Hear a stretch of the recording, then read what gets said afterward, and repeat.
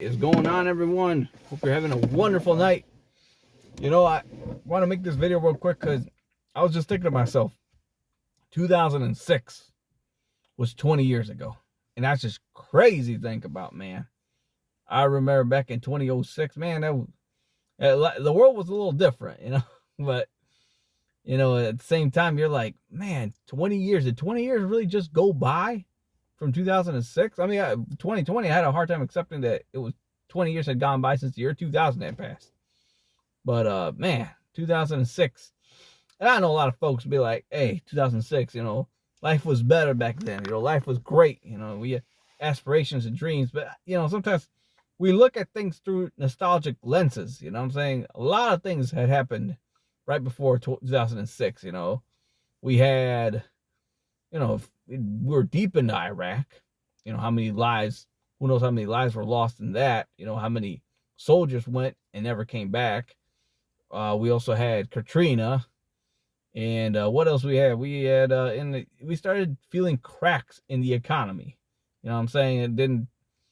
It didn't feel like we were hopeless, but at the same time, it's like we started noticing things. We started noticing budget cuts in schools and in different things. And yeah, there was a bit of uncertainty regarding the future.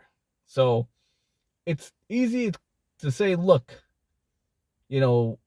life was great back then, better than what we had today, but we had our problems back then too, man. And I know social media was just starting out, so it didn't rot our minds the way it is doing today. But yeah, it's there was some excitement. Then 2007 hit, and it's like, oh my gosh, what happened? House crash. That was a crazy deal, man. But at the same time, we had so much innovation in 2007 regarding technology. It's crazy. Remember YouTube? I think I discovered when right in 2007. Even when it was a site that wasn't bought by Google, when it was a private site in 2006, I didn't even know it existed. But in 2007, I remember seeing this website with so many videos, more videos than Google videos could produce at the time. I mean, it was separate. It was Google videos, and then you had YouTube, which was owned by Google. But anyway, yeah, life was different back then, but it wasn't too different. And yes, people were worried. Everyone was worried. Even kids were worried. Yeah, I was a kid. You're like, oh well, you didn't even work back then. Yeah, but you feel it in the air, man. You feel it in people when they're worried. They're worried about the future. They're worried about the economy. And it was just different. Yeah, and people, they may not have been addicted to social media back then, but they were sure as heck addicted to TV and watching movies. So anywhere you went, you had a TV turned on. I remember back in those days, flat screens, what we called them, were becoming affordable. If you had a flat screen TV in your house, that means you were doing okay. And we were getting rid of the old CRT TVs, the heavy ones. Young people, I don't know if you've ever seen them, but we were getting rid of our CRT monitors as well for our computers, and put in what we call flat screens. We're like, oh my gosh, this looks so nice. But during that year, it's like when things started getting so affordable that everyone started replacing their TVs with one of those. So yeah, it's been a crazy 20 years, man. I think like the best period, the period that I feel like we stabilized a bit as a society, was anywhere from 2012 to 2016. Because yeah, we had recovered from the financial crisis, even though we still had some symptoms, kind of like recovering from a cold. And yes, the 2012 election did leave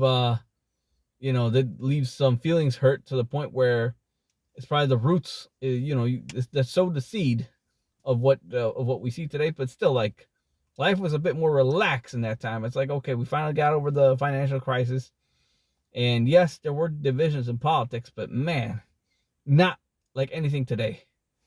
You know what I'm saying? And man, yes, there was social media, obviously, in 2012, 2013, 2014, 2015.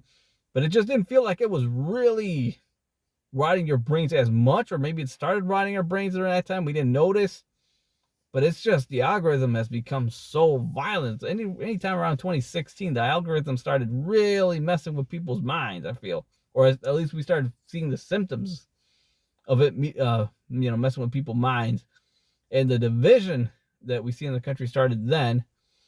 And then COVID hit, which is weird. The whatchamacallit, not the pandemic. Yeah, the pandemic, but the shut-in, oh my gosh, I can't think of words right now, man.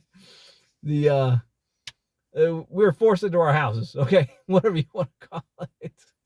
That was just kind of weird, man. And at the same time, it's like that feeling of hopelessness, man. I remember early 2020, like, are we going to be stuck in our homes for the rest of our lives? This is just strange. You know what I'm saying? And the lockdown, that's what I was looking to say. But yeah, I was thinking like, oh man, we're going to be stuck again and for the rest of our lives? It's just so much uncertainty, you know? And I feel like I lost 2 years of my life, you know? And saying it's like in 2019, us millennials, we're still somewhat young, and then the pandemic ends. It's like, oh my gosh, we went through a time machine and now we're all adults and old now. It was weird, man. It was weird. But then again, you know, I took advantage of that time as much as I could, man. Just going outside as much, working out as much, staying away from screens when I wasn't working. So, yeah, you may, you know, life gives you lemons. You make lemonade. I don't know. And now it's just weird, man. I feel like that hopelessness returned. You'd think it would have gone with the pandemic, but it's like, man, the division in the country is so high that, you know, it feels violent. You know what I'm saying?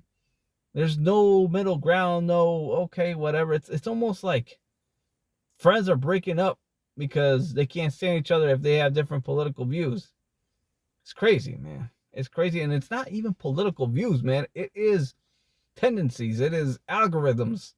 I'm going to feed you what makes you angry, what makes you rage, because you're going to stay on the phone longer or stay watching your computer longer. You know, if you're looking at stuff that makes you angry, you know, whatever makes you angry, whatever keeps you on the longest. And people's minds are changing, man. Social media has hijacked people's minds. And it's crazy. It's crazy when we started seeing, like I said, you know, 2012 to 2016, yeah, there obviously this was happening, but the symptoms hadn't shown as badly as they have today. So, yeah, weird future we're living in. But then again, you know, like I said, well, you know, it's a roller coaster, you know what I'm saying? There's ups and downs, you know. Hopefully this will be a wake-up call, you know, when a lot of kids, from what I hear, the Gen Alpha kids are figuring out, like, oh man, we need to get off these phones and actually go outside and do something. You know, they're figuring out, they're noticing that these algorithms aren't exactly in their interest. So maybe, you know, might just be a small portion of them, but it's something, you know. And I think people are going to start realizing, once they know how the algorithm works, maybe we need to get rid of this stuff, even though a lot of us are already addicted to it. So we'll see what happens, man. So yeah, 2006, 20 years, and here's to another 20. Let's hope, you know, we have a good roller coaster ride up there. All right, see you later.